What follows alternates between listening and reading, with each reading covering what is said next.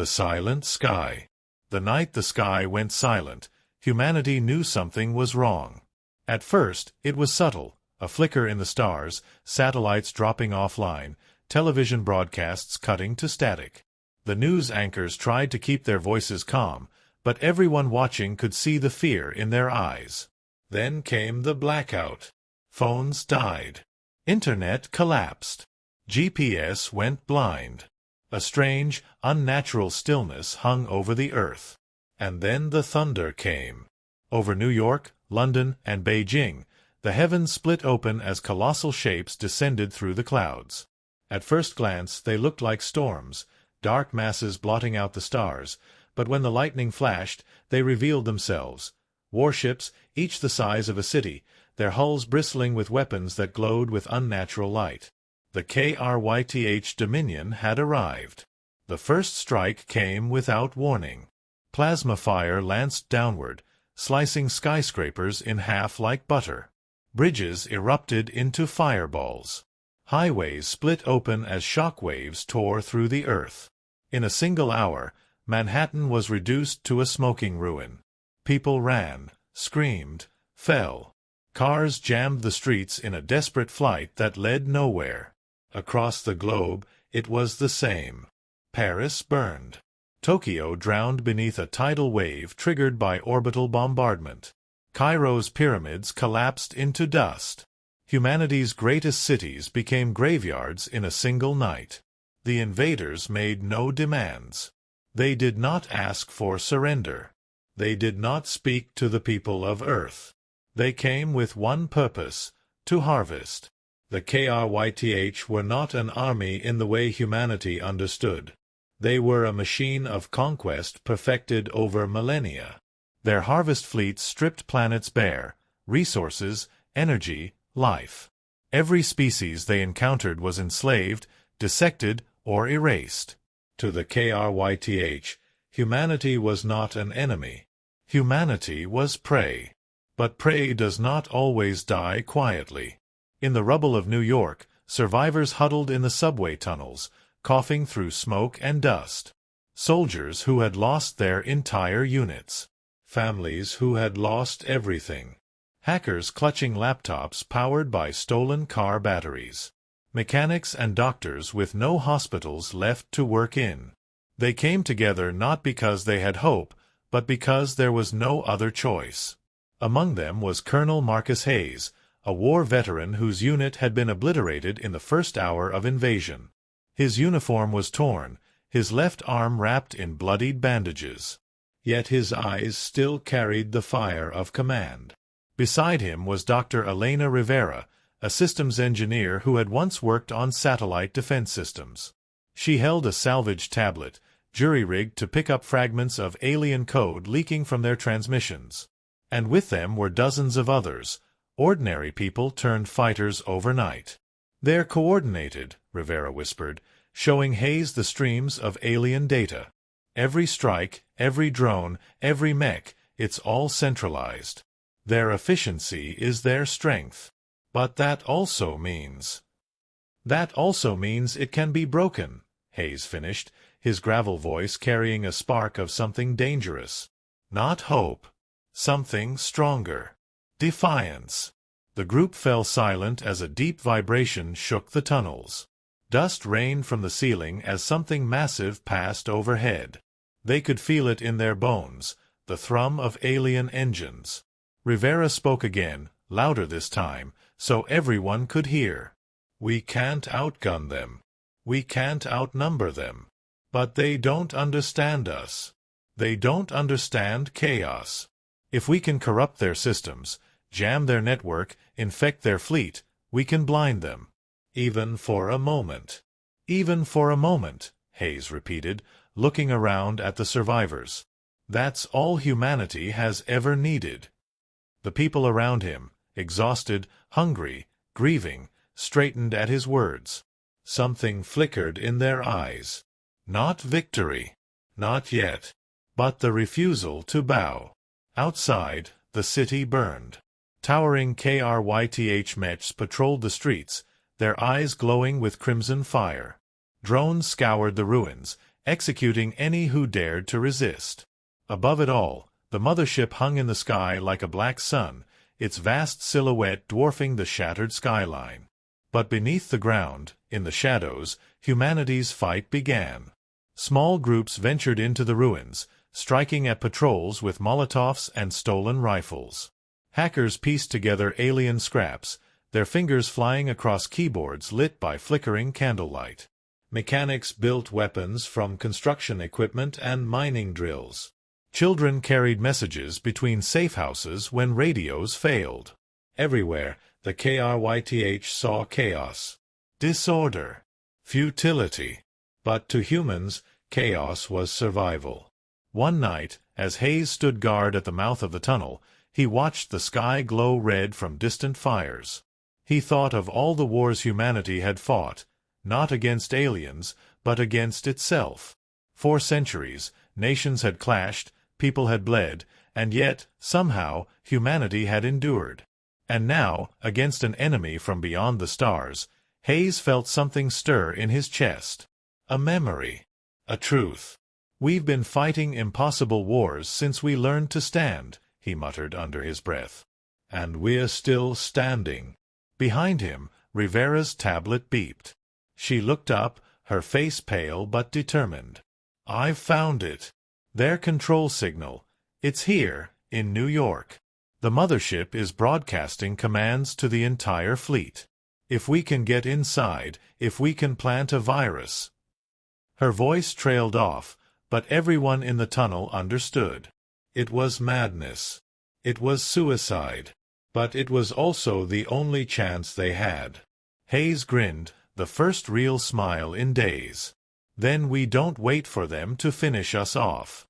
We take the fight to them." And in that ruined tunnel, beneath a world on fire, the first seeds of humanity's rebellion were planted. The Kael'Thar believed Earth would fall as easily as all the worlds before it. But they had never faced humans. Not the armies, not the governments, but the people. Fragile, chaotic, unpredictable. The night the sky went silent was the night the world changed. But it was also the night humanity whispered a single truth into the darkness. "We will not go quietly."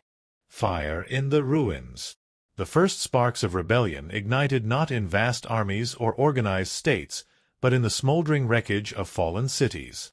In the weeks after the Kael'Thar dominion descended, Earth became a graveyard of monuments and steel. Skies were patrolled by alien drones, sleek machines that glided silently, their searchlights sweeping across streets littered with ash. Enormous Kael'Thar mechs, each towering over 10 meters tall, patrolled the ruins with plasma lances crackling at their sides. The mothership hovered above New York like a second moon, its shadow stretching for miles. Yet, beneath the rubble, humanity refused to bow. Small resistance cells formed from the survivors. They moved like ghosts through the ruins, setting ambushes, stealing supplies, and striking where the Kael'Thar least expected. Their weapons were crude, Molotovs, hunting rifles, explosives made from fertilizer, but in human hands they became tools of defiance. Colonel Marcus Hayes led one such cell. His unit of 40 fighters operated out of the subway tunnels beneath Manhattan, striking swiftly before vanishing underground. Each raid was a message: Earth is not yours yet. On a cold dawn, Hayes and his squad climbed to the surface through a maintenance hatch near what had once been Times Square. Above them, neon signs lay in ruins, broken billboards flickering faintly.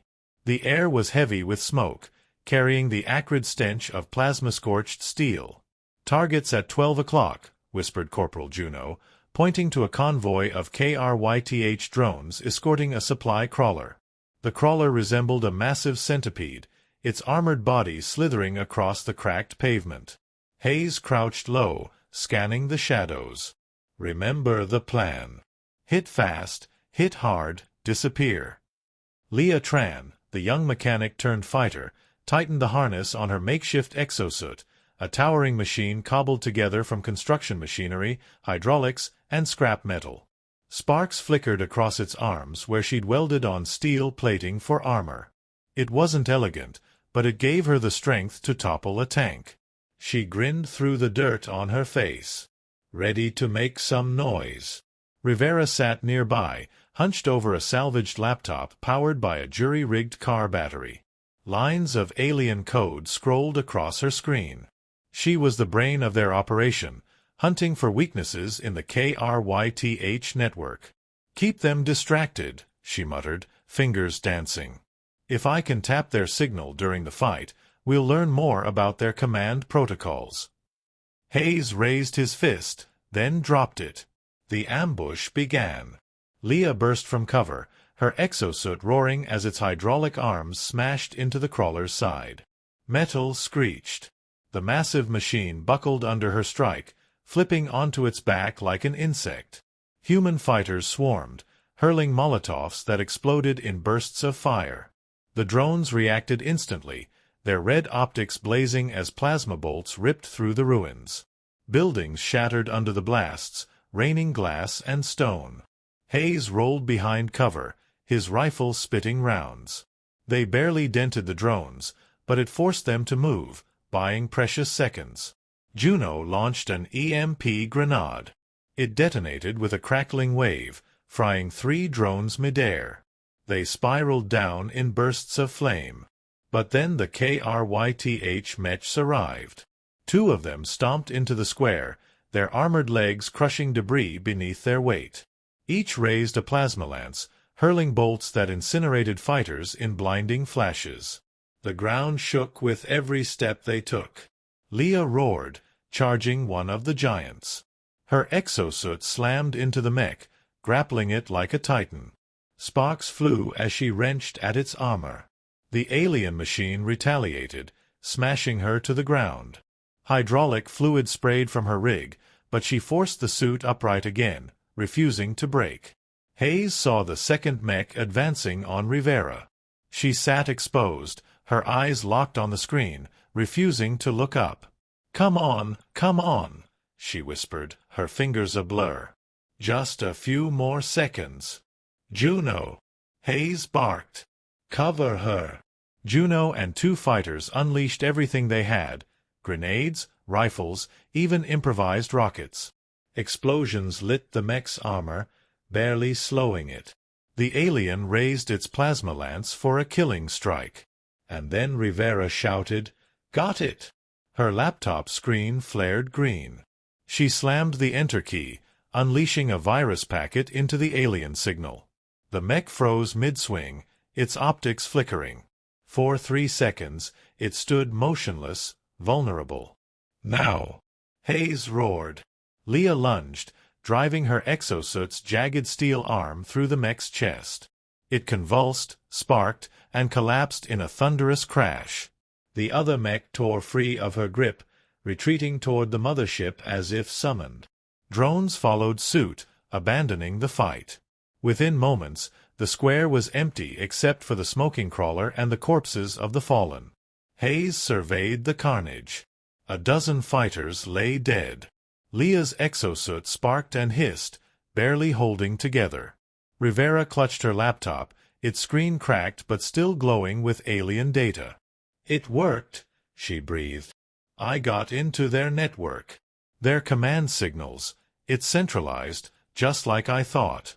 If we can upload a full virus into the mothership, we can blind the entire fleet." Hayes looked at her, at the bodies of his fighters, and then at the massive silhouette of the mothership hovering overhead. The idea was madness. Infiltrating the alien fortress would be suicide. But if it succeeded, it could save the world. He clenched his fist. "Then that's our mission. No more running. No more hiding. We're taking the fight to them." The survivors gathered around him. Tired, bloodied, but unbroken. Above them, the mothership loomed, silent and implacable. Its crimson lights scanned the city like the eyes of a god. But for the first time since the invasion began, Hayes and his fighters looked at it not with despair, but with purpose. The war for Earth had truly begun. When Earth stood alone, the sky boiled with fire. The alien mothership hovered like a dark god above the broken city, its jagged silhouette stretching across the clouds, swallowing the sun. Crimson energy pulses throbbed along its hull, charging, building toward the final strike that would burn the earth to ash. Every survivor who lifted their head to that sight felt the same cold certainty. The end had come. And yet, beneath the shadow of the impossible, humanity fought. In the ruins of Manhattan, a battered resistance squad prepared for one last stand. Iron fragments from fallen towers jutted up like gravestones, streets cracked open from alien bombardment, and still the survivors clung to their weapons. Among them was Commander Reyes, armor scorched, his improvised exosuit barely holding together. His visor flickered with static, but his voice carried strength. "This is it," he said, scanning his weary fighters, men, women, young recruits who should have been in school, not war. "We stand here. We fight here. If Earth burns, it burns with us standing tall." Above, alien mechs marched across the streets, their thunderous steps shaking the ruins. Drones swarmed like metallic locusts, their plasma cannons lighting the smoke-choked air. Leading them was the alien warlord Kael'Thar, a towering figure of obsidian armor, his 4 arms holding blades of pure energy, his crystalline crown glowing with malice. He descended from the mothership like judgment incarnate, his voice vibrating through the ground itself. "Humans," Kael'Thar boomed, his alien tongue somehow reshaping into words they could understand. "You are insects standing before a storm. Kneel, and your death will be swift. Resist, and I will carve your screams into the bones of your dying world." Reyes spat blood, lifted his plasma rifle, and yelled, "This is Earth. We don't kneel." The resistance roared as one, their voices carried through the ruins, defiant against the storm. The battle erupted like thunder. Drones strafed low, unleashing plasma fire, but human fighters dove through rubble, returning shots with scavenged alien rifles. Explosions lit the shattered skyline. Reyes charged forward, his exosuit amplifying each step, colliding with a mech twice his size. Sparks screamed as metal clashed, the suit's hydraulic fists slamming into alien armor. Around him, the fighters moved like wolves, small and outnumbered but vicious, tearing into the enemy with sheer desperation. Kael'Thar strode through the chaos, cutting down resistance fighters with each swing of his energy blades. One slash collapsed a building. Another sent a shock wave ripping through the ground. But still, the humans did not break. They circled him, launching rockets, firing rifles, throwing everything they had. Reyes locked eyes with the alien warlord. "You want us to kneel?" he growled. "You'll have to bury us first." And then came the impossible. Above, the mothership's crimson core flared, its doomsday weapon charging for the final strike. Yet, the constant barrage of human resistance fire had destabilized one of its shield pylons. The ship flickered, a weak spot revealed. Reyes noticed it instantly. "This is our shot," he shouted through comms. "All teams, focus fire on that core. Bring it down." The fighters redirected their weapons. Explosions cracked against the mothership's underbelly. Alien drones swarmed faster, desperate to protect their master. The sky turned into a burning storm of fire and metal. Kael'Thar roared, enraged, and lunged for Reyes. Their blades and fists collided in a shockwave of sparks. Reyes's exosuit screamed under the pressure, joints breaking, but he held the alien back with sheer grit. "You will not stop destiny," Kael'Thar hissed, his eyes glowing with otherworldly fire. "Destiny," Reyes grunted, forcing the alien's blade back, "is what we make of it." With one final surge, Reyes triggered the exosuit's overload. Energy surged through the armor, turning it into a bomb of raw power. He slammed into Kael'Thar, locking their bodies together. The warlord realized too late. No! The explosion ripped across the battlefield. Fire engulfed Reyes and Kael'Thar both, the shockwave toppling alien mechs, scattering drones, and lighting the mothership's weak spot in a chain of secondary blasts. The ship groaned like a wounded beast, its crimson core flickering, then erupting in a cataclysmic detonation that split the sky open. The mothership collapsed, breaking apart as its burning remains rained across the Atlantic. The alien army faltered, their connection to the warlord severed. Drones fell lifeless, mechs froze mid-step, their red eyes extinguished. The battlefield grew silent, eerily silent. Hours later, the surviving resistance emerged from the ruins. They looked to the sky, no longer filled with alien fire, but with sunlight breaking through smoke for the first time in weeks. Reyes was gone, his sacrifice written in the smoldering crater where he and Kael'Thar had fallen. Yet, in his place, the earth still stood. A young fighter, bloodied but alive, whispered, "He did it, we did it." Another survivor lifted the earth's battered flag from the rubble and planted it atop the ruins of Times Square. The cloth was torn, burned, but still recognizable. Slowly, one by one, the survivors gathered beneath it. Not kneeling. Standing. In the silence of a broken world, a message resounded, not in words but in spirit. Humanity does not bow. Humanity does not break. When Earth stood alone, it endured. And it would rise again.